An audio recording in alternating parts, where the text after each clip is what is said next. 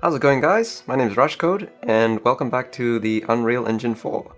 I'm learning how to interact with 3D objects today, mainly in three ways. I learned that you can move them left, right, up, down, front and back by dragging the arrow keys on the block itself.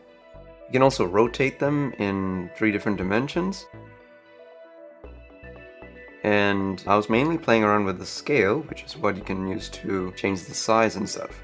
I was messing around with the scale a lot because I wanted to try and make a really thin, long column. And I had this idea of where if I put it above the block, maybe it'll fall when I click play, almost like a physics thing. At that time, I didn't know anything about the bottom right panel, and there was a box there that was ticked for simulate physics. So I was just messing around with this, and when I clicked play, I found it quite fascinating to watch that there were actually different ways for the column to fall. It was pretty cool that the physics was being applied differently every single time.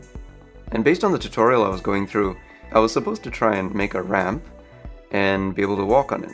So I attempted to lengthen one of the cubes and rotate it at just the right angle, but I realized that when I hold down alternate and rotate, it creates a new instance of that object. So you can actually make multiple instances of an object just by holding down alternate.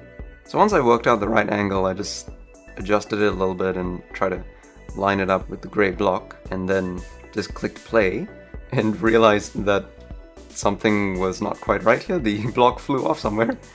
And I just kept doing that for a while because I thought it was pretty fun to watch the physics just go nuts on that thing. I figure that if the block is supposed to move and it's stuck inside a wall, it's gonna just try and bug out, which is exactly what it was doing as it flew away from the stage.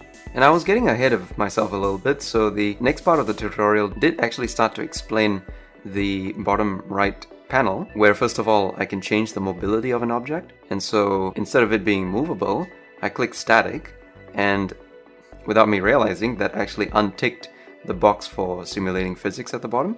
There was so much going on that side, on the right side, that I just didn't pay attention to what was happening there. I didn't know if something was changing or not. But I figured if it's static, then it shouldn't move. And so when I clicked play on that, the ramp turned out just fine. And I was able to walk on it and everything. So I was finally starting to make some progress.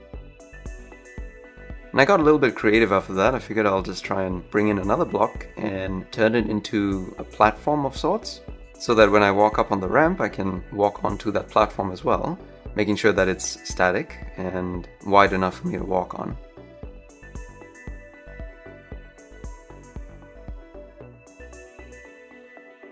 The final thing I learned was how to turn a block into a plane by simply scaling it down to a height of 0.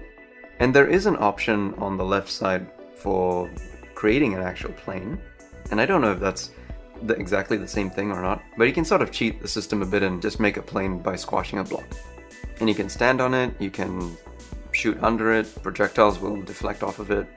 And I guess those would be pretty useful in games where you want to jump like platform to platform, or maybe use it like a painting on the wall or something. So at the end of the tutorial, one of the challenges was to make a room of something that I know of. But if you guys want to see what I made, you're gonna have to wait until the next video. So this is all the time I have for this one. So for all of you guys out there who are absolute beginners like me on this platform, I hope this video at least gave you some kind of insight into what it's like to interact with the 3D objects. And if you liked this video, then please hit the like button. Let me know what you think down in the comments below. You can subscribe to my channel by clicking the subscribe button down below and ring the bell so that you get notified for when the next video comes out. So thanks so much for watching, guys. Have a good one, and I'll see you next time. Bye!